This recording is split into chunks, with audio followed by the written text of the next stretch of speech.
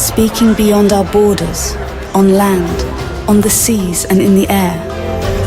This is the Chief Koti Show.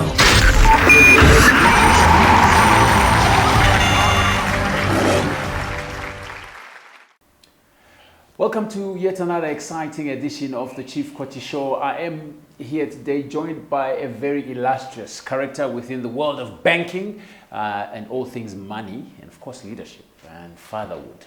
We want to just tear into his life a little bit and find out, you know him a lot. He's been around, he's done quite a number of things, and now his passion is just developing leaders, as it were. So we just want to find out more from a gentleman called Nigel Chanakira.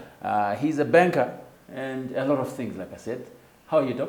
I am very well. You good? Thank you for having me on your show. And congratulations to you and your team. I always love new things being done at a high standard. Yeah. So it's a privilege for me to be here. No, we appreciate you so much, sir. So perhaps first of all, we just want to find out who is Nigel Chanakira. We have our own perceptions. We have stories that we've seen out there.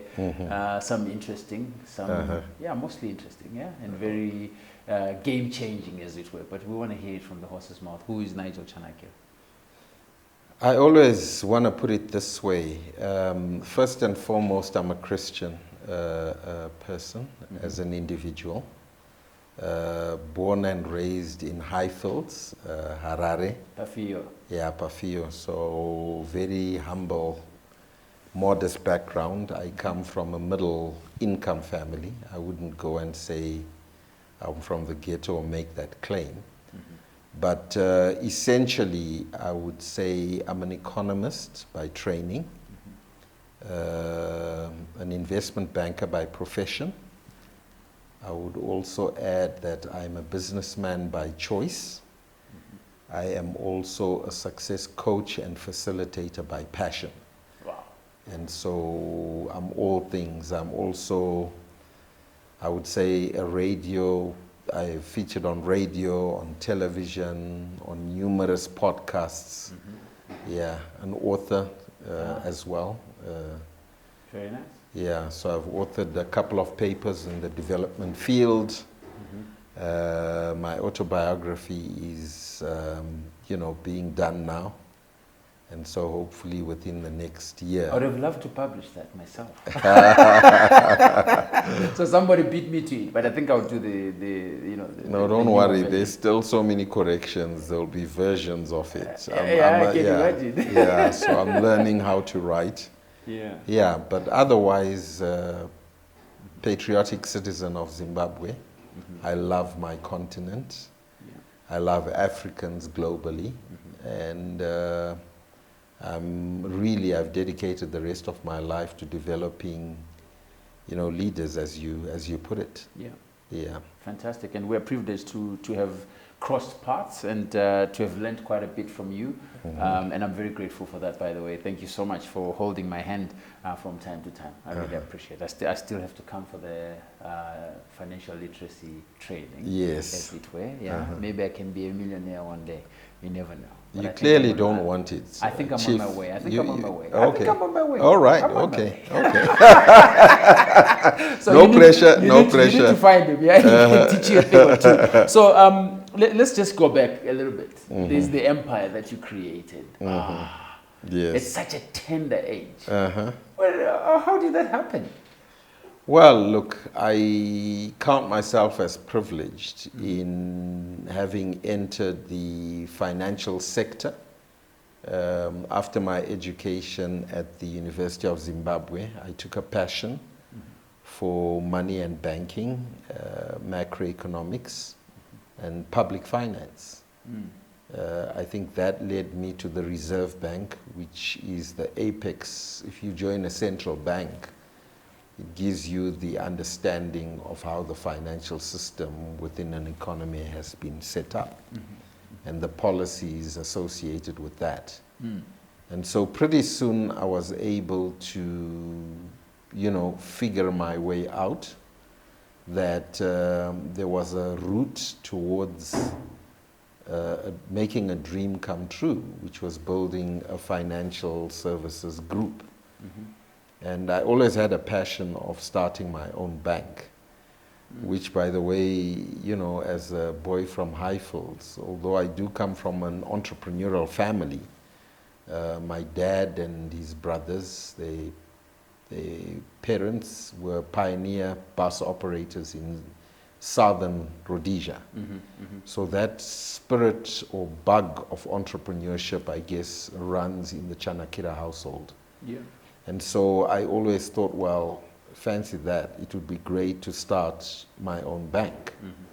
And so my extra hours post-exams were spent in the library, you know, researching and seeing, reading mainly, how people had started banks. And I took a fancy to that.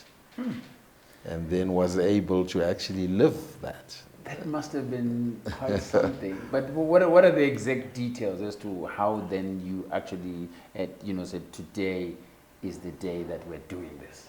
Okay, so to give you a bit of background, Chief, I worked in the economic research department for the central bank, which then allowed me to have a unique glimpse at the financial sector and help in the compilation of the Reserve Bank quarterly bulletin. Okay. And so in doing that research, I was able to categorize the various financial institutions and took a fancy for discount houses. They were not big in the day. They existed they stood between the central bank and the commercial banking sector. And they discounted government paper in the main. So, you know, being a researcher in that public finance department, you had to place this paper, the treasury bills, the government stocks. And I kind of liked that because it meant trading these instruments as well. So there was the issuance and then the trading of these papers, and that was the unique role of the discount houses. And there happened to have been two at the time, only two. And I then discovered in my research the smartest, most profitable one was Bard Discount House, run by one Charles Gurney. Unfortunately, he's late. He's late, yes. And clearly, Charles stood out for me. He was a cut above all bankers that I would interview. And I figured, wow, this guy knows his stuff. I then discovered later on he was one of Professor Tony Hawkins' first class graduates at the from the University of Zimbabwe. And at that time, it was rare to hear that somebody had a first class degree. I mean, I had graduated in my top 6 with an upper second class degree, but the first class was like unheard of. That was another thing. Yeah. And so I took a liking to Charles. Whenever I interviewed him, I ended up with a lot of data that I couldn't extract anywhere else. And so when I wrote my bulletins or contributed to the bulletin, it was unusual. And it caught the attention of, all the way through to the chief economist at the central bank, as well as the governor, then the late Kombo Moyana. Yes. And so that now linked me to Charles Gurney. And I then got married unexpectedly when I thought I was going to join the World Bank and do a PhD, in the States. We got pregnant with Caroline. I see. And so that changed my path to Shifted then say, I then said, look, I was doing my master's then. I said, I figured I'd finish my master's, do a diploma in banking, and then work for my family. And I think spurred on by a young baby coming on the way. I remember my dad actually saying to me, what are you going to give this child? What do you have to your name? And all I had was my car and my suits. And now you had to... Yes, fend for a family. I mean, I didn't have a bed to sleep on because I slept on my dad's, you know. Everything was provided for. Exactly. So I then made a conscious decision that I had to get a better job than being a junior economist in the central bank. And fortunately, Bard Discount House then advertised for a job looking for an investment analyst. And that was like a dream for me. The mere possibility of working for this CEO who was absolutely dazzled. marvelous. Yeah. So imagine 400 people applied.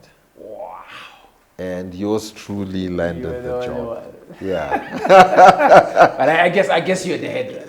Yeah. You're talking to this guy on a daily. I was, but in all honesty, I mean, he only came into the interview after they had screened. So there were 3 rounds of interviews. Wow.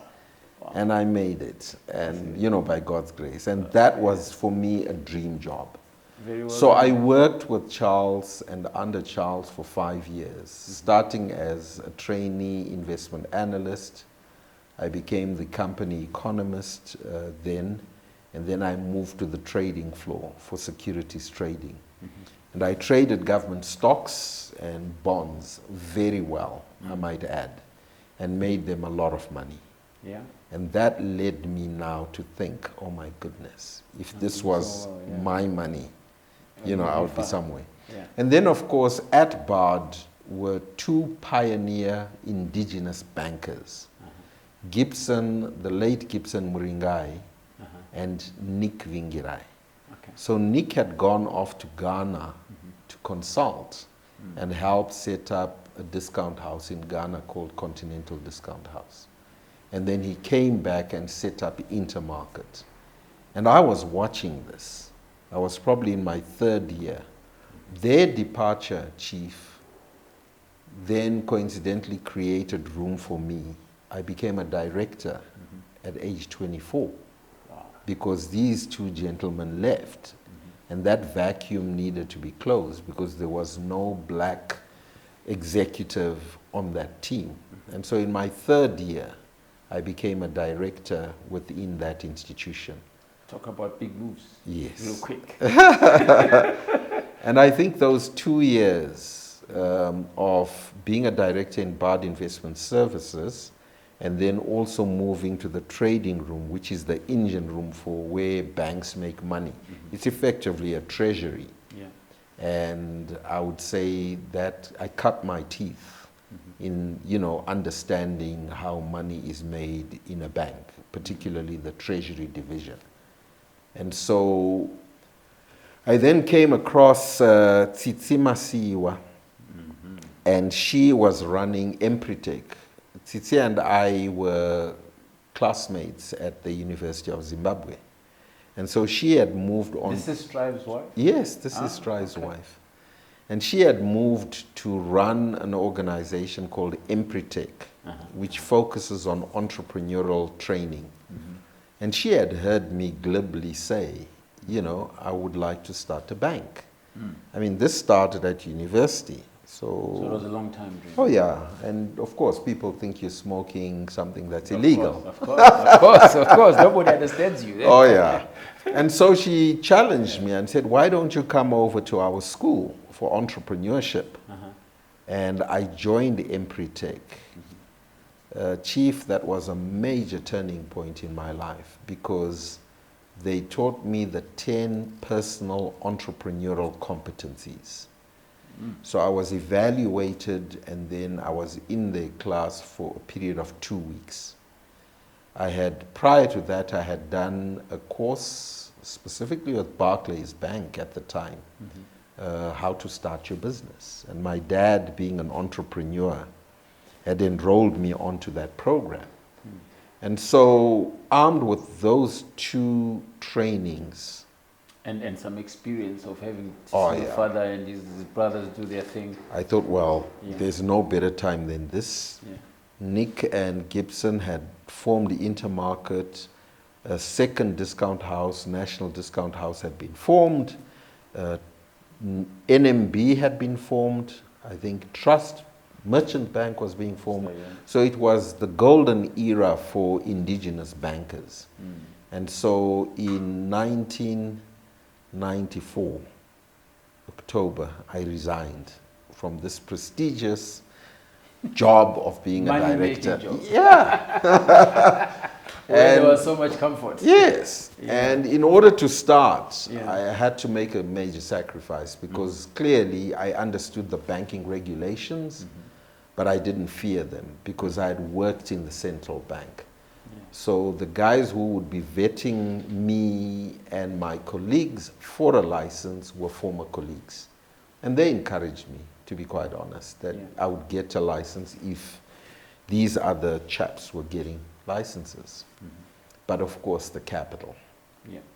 And that was a big one because I then had to persuade my wife to sell the home that we were in Eastleigh and go back to Highfields. How did that conversation go? Well, I think like anything, you've got to sell the vision to your spouse. And if she's truly a spice, not a spouse. Yeah, because I know the spouse may have a lot of things to do and probably be like, no, this is our security. But, I mean, picture this. I would come home and I would have quality time with my wife. How was the day? You know, that conversation. She understood. And so I kept saying, you know, we're printing money.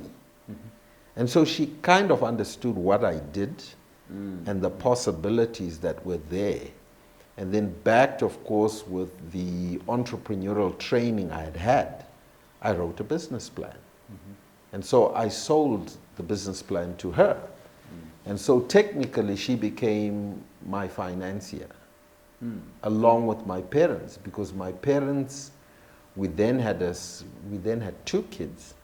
I think we had a second one on the way, 1994. Let's see. No, we actually had a third one on the way. Wow. And so they accepted us back in their home, yes.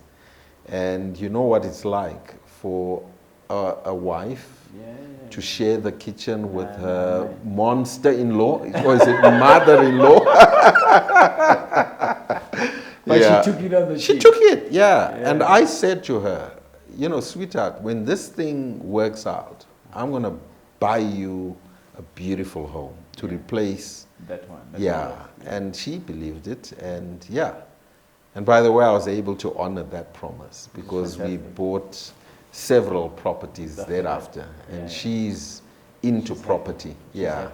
Oh yeah. Happy wife, happy home. Oh yes, absolutely. Okay, so then the bank gets going, but the spirituality element, because you say God really played a big part in your path, and you believe, and you're not ashamed to say it. Your relationship with Tom Dushaw. So I think was that part and parcel, because I was born into a Methodist family, the John Wesley one. My parents are Methodist. Yeah, we see. But I went to Catholic schools. I went to Martindale, and I actually went to Regina Mundi Creche. So I started with the nuns from a very young age. Went on to Martindale Primary, and then St. John's High School in Emerald Hill. And then finally moved away from the nuns' skirts to Churchill Boys High for my A-level.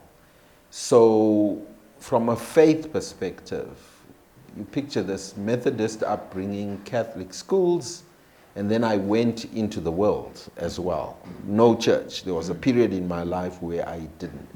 Then I got born again in the AFM church after a pretty nasty accident, and that was a major turning point in my life. And so I became a born-again Christian in the AFM church, courtesy of Pastor Amon Chinyemba. He baptized me, and I was sold for Jesus. You know, I just was all in, literally. And so, unfortunately, if you know a bit about the AFM church, with the splits that have happened, we became a victim of some of that fighting. And because I'm a vocal guy, Yeah, I can imagine. on the birth of our third child, my wife actually had to counsel me because I was livid with the goings on in the church and literally wanted to box a couple of people. Wow. In the Christian world. Oh yeah, imagine. And so she advised at the time that it was time for us to move on. She felt as well, given my plans in business, that it was only right for me to fall under somebody who could mentor me spiritually. And so Pastor Tom Dushell came into my life. I had met him a couple of years earlier. I went courtesy of my sister-in-law, Dorothy Chanakira. She invested in a men's movement ticket. And so we went off to Nyanga with a friend of mine, and we heard Pastor Tom, teaching within the Christian Men's Network. And I just, loved his approach. Manhood and Christ-likeness are synonymous.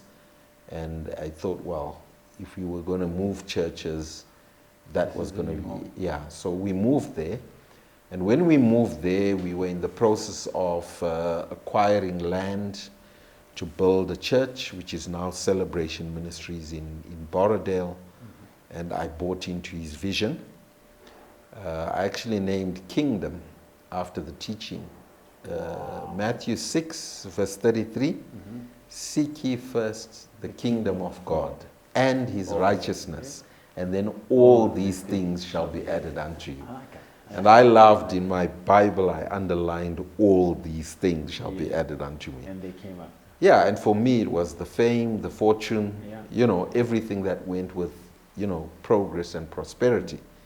And so I think under his tutelage, I really grasped what it meant to be a center of influence, to be a businessman within the community, and to play a role. So I played a role in building the church. So why I ask about Pastor Tom in particular is I was having a conversation the other day with my spiritual father, Barrington Tembeza. And he, we were talking about you, which was saying, I'm pursuing Nigel. Please, can we pray to get him to come to the show? Okay. Yeah, because this journey has been very long. All right. So, in the conversation, he said, do you know he's Tom's son?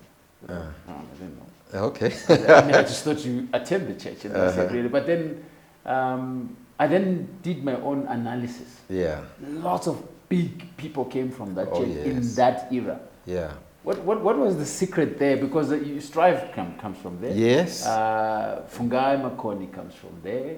There's a whole lot of people. Maybe some I may not be getting right. Jeff Mujimbi. Jeff Mujimbi came from there. There's a lot of guys that came. At least 10 strong entrepreneurs that have made a big name. Was that the influence that Tom had? I think in so. People, or it's just the grace that he carries? I think maybe it's a. When I was in the church,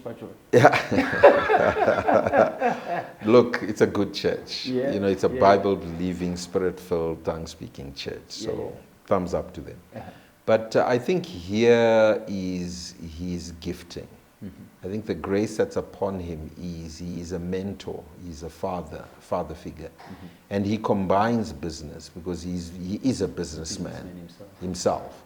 And so that. He wrote a book which I think would summon things up for you. Building people, building dreams, building the kingdom of God.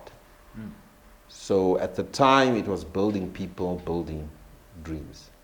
And so I think we were dreamers. I mean, to think we wanted to start a banking organization at that tender age, and he allowed me, to testify, of my dream and my plan, and then obviously guided me. And when I sought, whenever I sought spiritual guidance and counsel, whenever times got tough, I think he's been a father figure for me. So he's been a silent board member. Because I realized that I'm telling you. So, Pastor Tom, I'm coming to church. Let's talk about the leadership now. Yeah. As you are progressing in this beautiful story of yours, which I can't wait to read the book, by the way. And the time then comes when you become the man that you were dreaming to be. You are leading this bank and it's doing very well. What was it like? Because you dream, but then when it comes to life, it's another thing, isn't it? That's true. So I think the first major issue for me was, I think, two significant events happened that required a lot of capital out of me. I saw needs that I had to respond to. The first one was, of course, the church itself being built. And so the church was doing, I would imagine, a $20 million project to build that center. And my personal testimony was the first $1 million that I made, US dollars equivalent, I wanted to sow it as seed. So remember this, the scripture, seek ye first the kingdom of God and his righteousness and all these. So who did I put first? I couldn't build a home before I had built the church of God. Wow.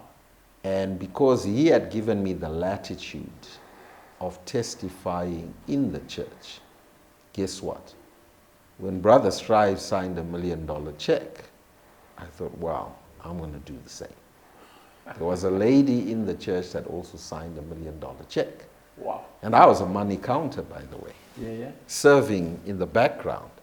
And I thought, one day, God, just give me the capacity. And so it took me, tremendous pleasure to know that we were making a sacrifice as a family and we were sowing into that vision.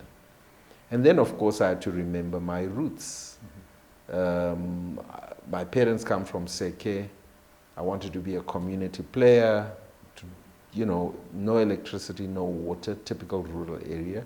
So sowed into community projects in that direction. So I could see needs all around me. So pulling power in the Chanakira village, coming across brothers in Christ, strive amidst his crisis with government and being able to assist him, all were pressures that I had.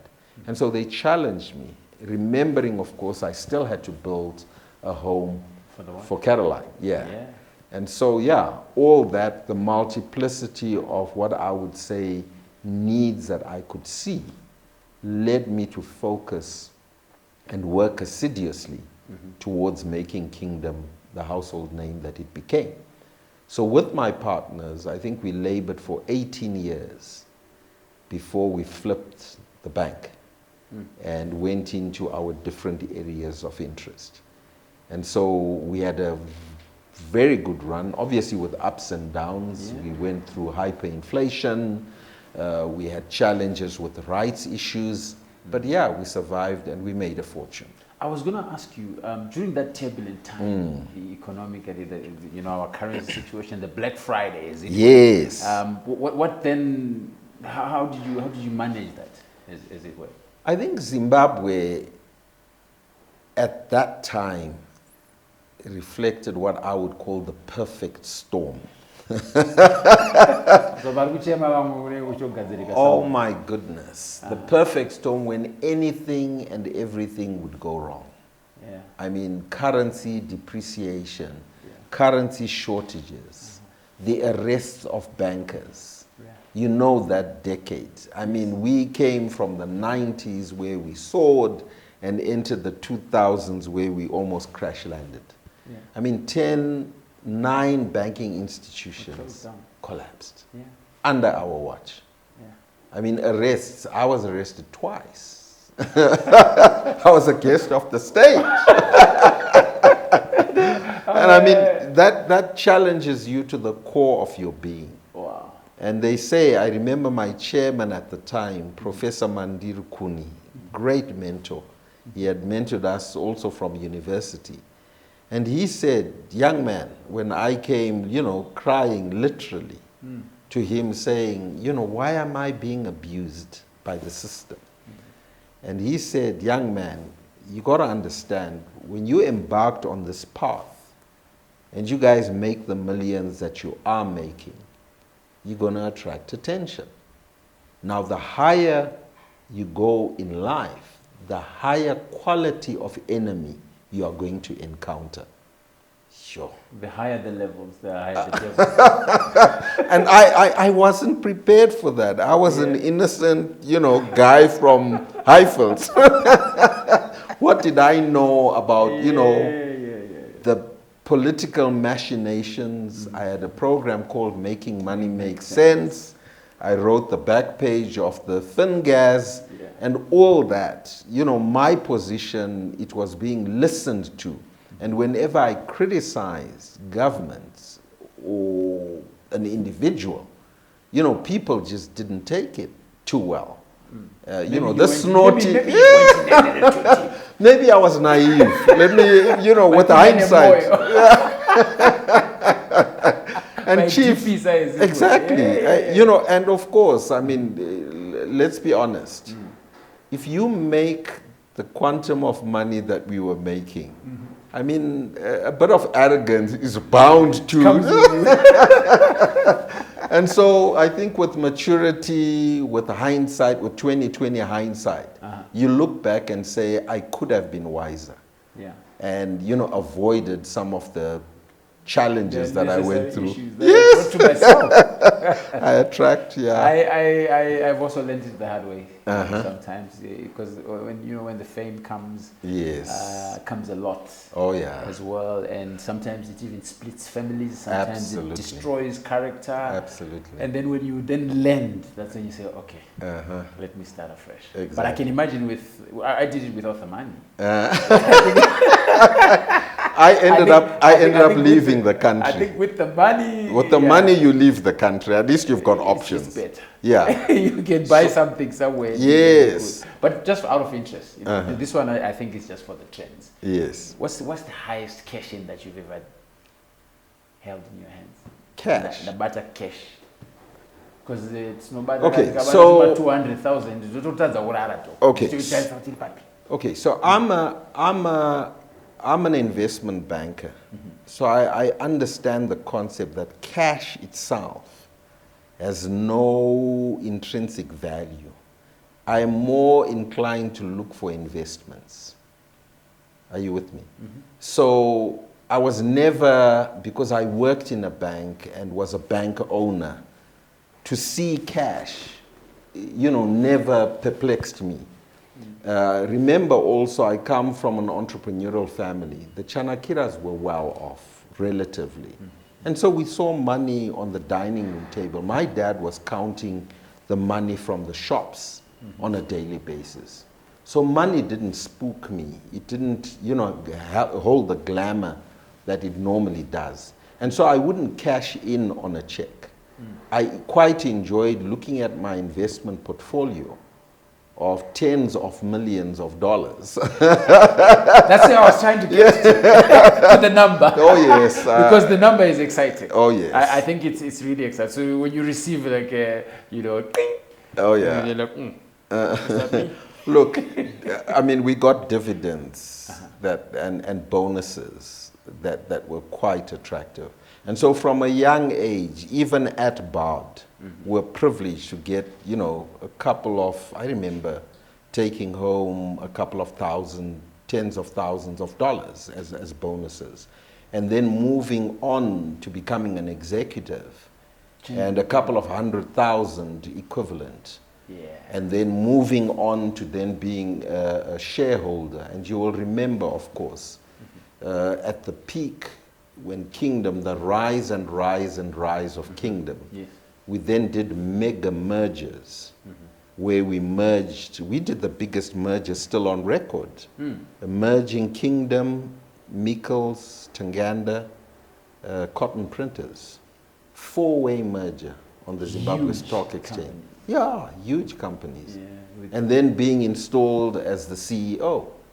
And so if I look back, I really count my blessings in that I probably was amongst the top paid CEOs in the country running a London listed. If not the continent.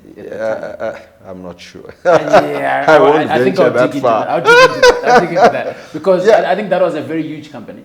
And Phenomenal. It brings me to the next story. There's always been talk about you and Moxon, after that whole demerger or those issues that happened at that particular time. I had to ask you that question, and I know you're very uncomfortable with it. Well, look, I take comfort in that I had the privilege of being at the helm now of a 100-year-old business. And remember, I came from a moneyed family as well. But when you actually look at black capital and white capital, huge difference. Oh, yeah.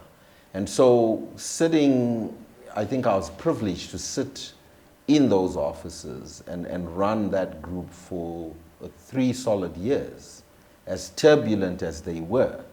But I actually held the reins. And so to dig into the history and see the capacity and see the structures and see a business that is passed on from one generation to the next. And this was a 3rd generation business. And so, you know, what a privilege. So I look at the pluses more than I look at the downside, where, of course, things went wrong, a public shareholder dispute that would have seen me exit without my banking institution. I was going to be put on the street. And so to come out of that and now control my own banking institution, becoming easily one of the largest individual shareholders of a banking institution in Zim, and at that point we were in Malawi, Zambia, Botswana, you know. Aiming for sub-Saharan Africa. Oh, yeah. And so I look at more the positives than I look at the disputes, which is contained in the press and the ultimate settlement. So, obviously, because I dig it deep, you know, I like to find out what is what. And during that fight, there were calls that were made to the higher officers. Oh, yeah. When you... So, what happened? Because I mean, we understand the former and late president, Robert Mugabe, got involved. Oh, yeah. I mean, exactly. Exactly. And, you know, bless his soul. You know, may his dear soul rest in peace. Because obviously indigenization was kicking in. Was the pretext on which we actually entered the transaction. That was legislated in 2006. And so I saw a gap together with my brother Strive Masiwa, and we took the opportunity and created the biggest merger. Was involved at the back? Of course, yeah. I see. You got to have the big boys. Thick as thieves. Yeah, so I think obviously this became a cabinet item because a bank is regulated, and if there's a shareholder dispute, it attracts the attention of the central bank.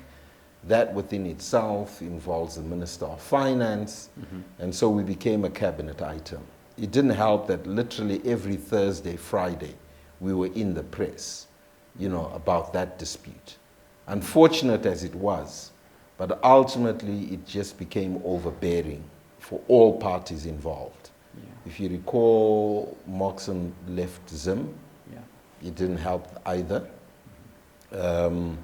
I had a rickety board, if anything, and then there was a forensic audit that was then instituted within Mikkels. And it's public knowledge, of course, that there had been some money that had been ciphered, and valuation issues, etc. Long and short, eventually, at the intervention of the state president, we then settled, because it became clear that if we didn't have a private settlement, we were going to get a settlement prescribed by the authorities, which was never necessarily going to, somebody was going to lose out. Of course, and it was not going to be you.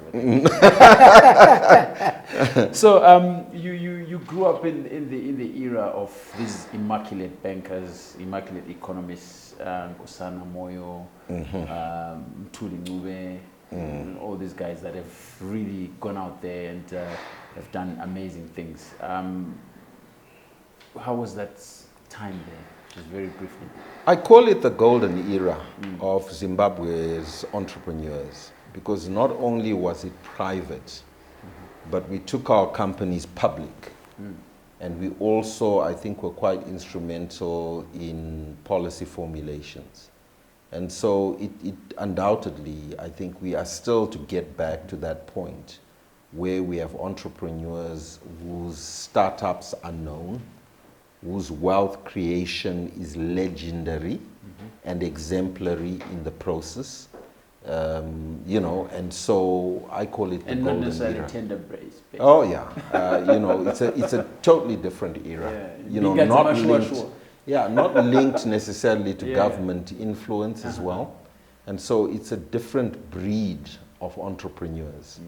And if you care to look, the capacity then of those entrepreneurs has meant that they were not confined to the borders of Zimbabwe.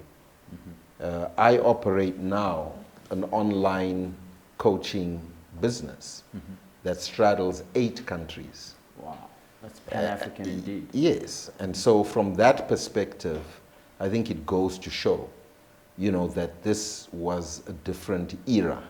And so if you look at Nkosana with, for example, the fact that you named him, what he went on to do, you know, before retirement, what Strive has done, I think is legendary.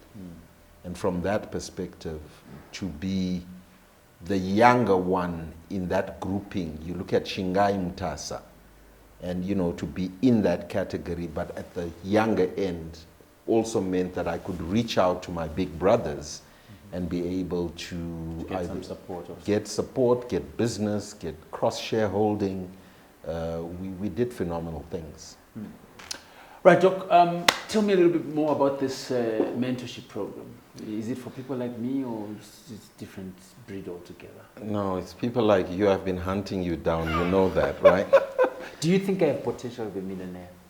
Absolutely. I'm just waiting to push you on. Now, I mean, Chief, look at it this way. I had the privilege of sitting at the feet of a billionaire called Paul J. Meyer out in Austin, Texas. And he taught me all that I know in the main pertaining to the core principles of management and leadership in business. And this guy ran a global institute. And, you know, I was privileged to be part of that. Whoever I met, I talked to them about Success Motivation Institute. Whoever I meet today, I talk about Leadership Management Institute. And why? Because they enriched me. They made me more mature than I was. And a lot of people wondered where I had gotten the maturity from. I had classmates, Chief, who said, but Nigel, we know you. We went to school with you. What happened? Yeah, where, you know, how did you manage to make a quantum leap? You know, and then become a multi-millionaire right in front of our eyes? And I kept saying SMI. And so it's one of the best kept secrets from Africans that you need to get yourself a quality mentor who can take you through, you know, set programs to address the specific challenges that you have. And we don't have it all. We don't have the, you know, for example, I wasn't trained to be a motivational manager. I'm trained to be an economist. I'm trained to analyze data. I'm an econometrician. And so I can analyze the data and see where the gaps are in the market. But to now, you know, structure a business and grow it and scale it. It's another story. Is another story.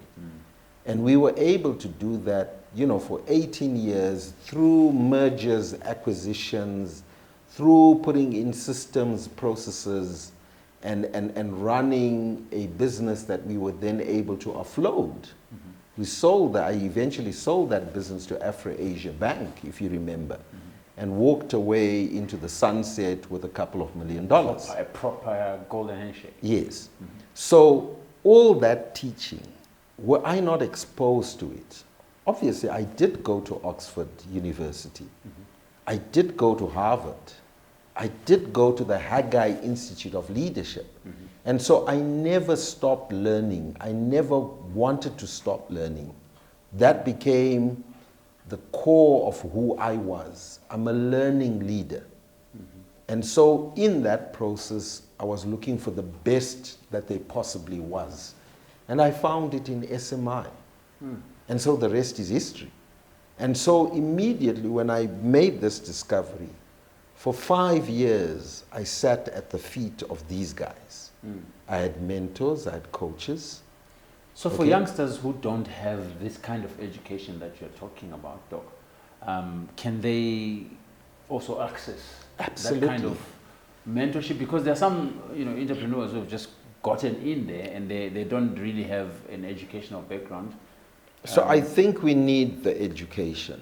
And I always say to people, go to school, learn about business. And I'm now fortunate in that I've gone through it and seen the dimensions that entrepreneurship, financial literacy are not taught in our schools. And yet they are an imperative. And so I'm part of an organization called Junior Achievement Zimbabwe.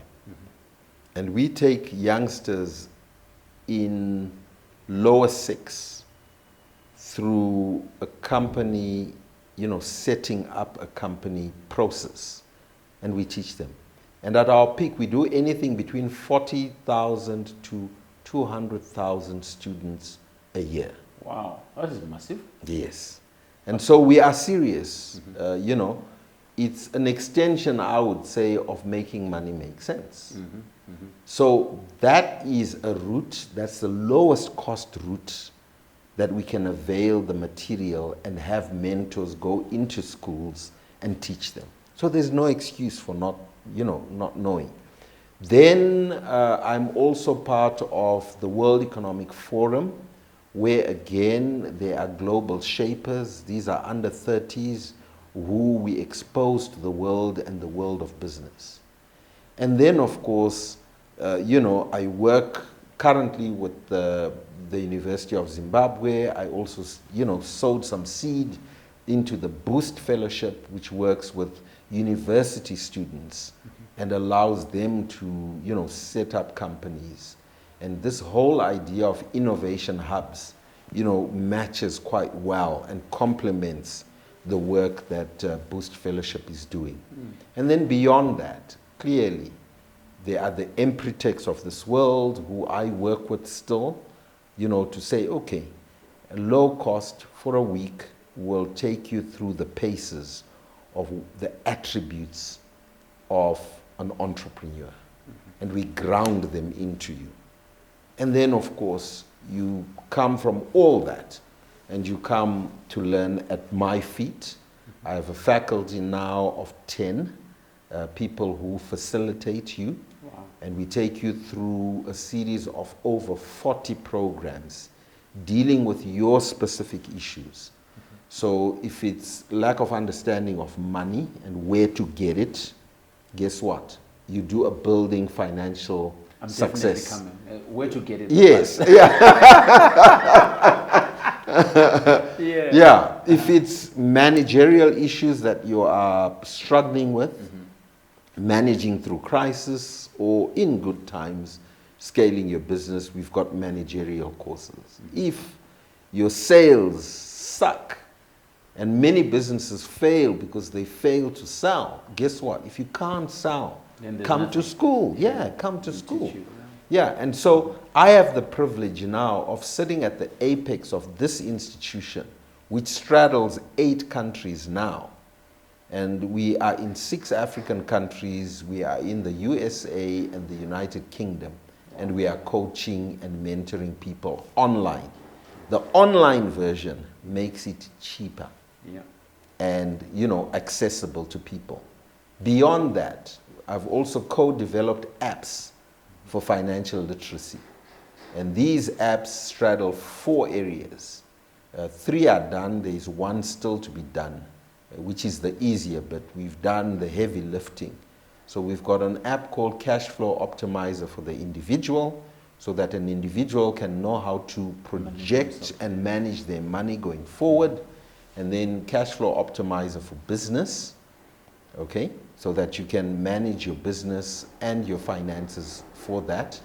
And then we've got AgriFlow for the farmer, so that they can also dabble with the money side of, you know, their farming enterprise. And then the last one, which we will hopefully launch in the next year or so, is that financial literacy for kids, so that we can make it fun. Catch them young. Oh yeah, absolutely. So that is hopefully the legacy that I will leave. You know, the guy who brought you Making Money Make Sense, you know, I've carried on that path. It's a lifelong, you know, desire that I have. And if it means we actually convert our online learning into a university, so be it.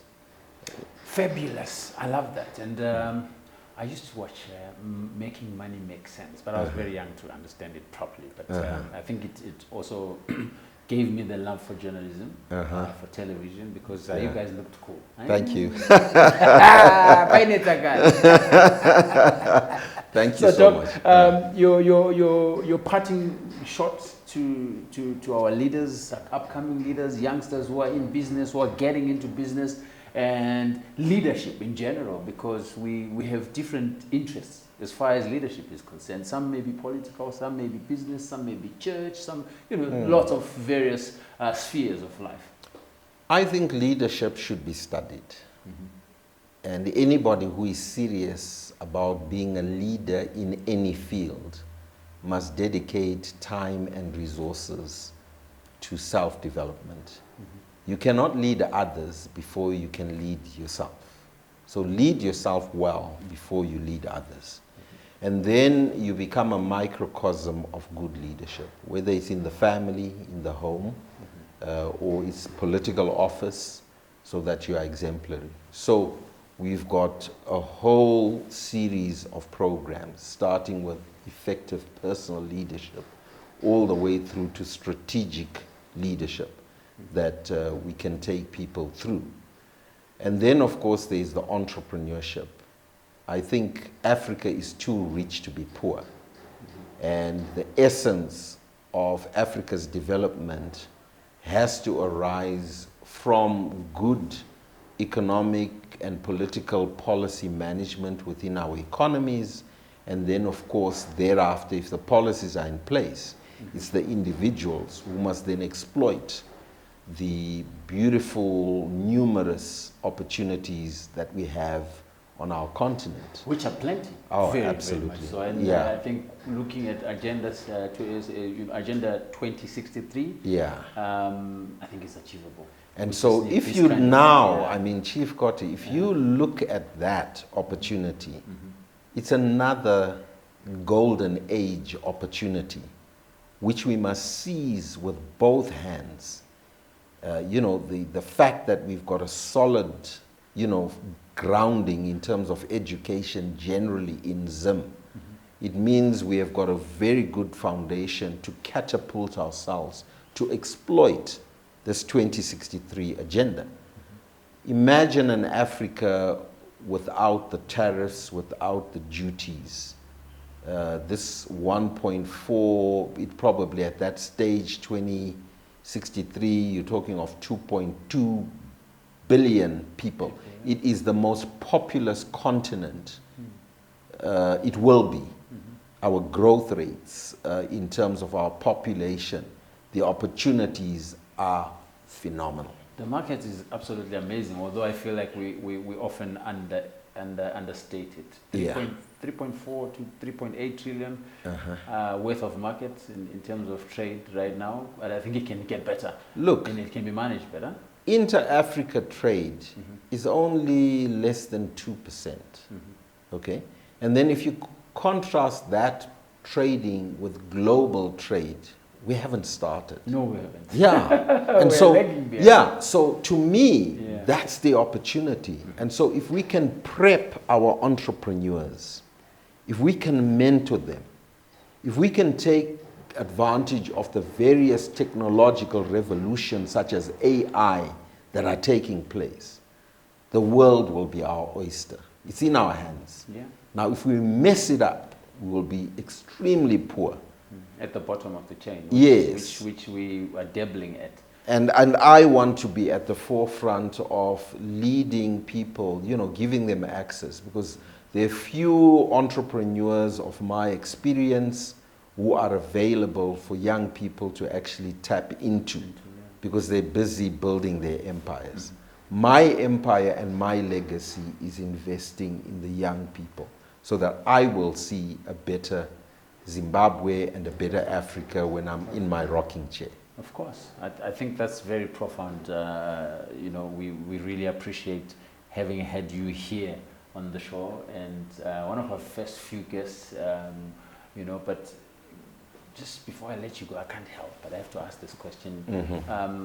Our agenda 2030 as a vision, is it an attainable thing from a Zimbabwean perspective, the upper middle income?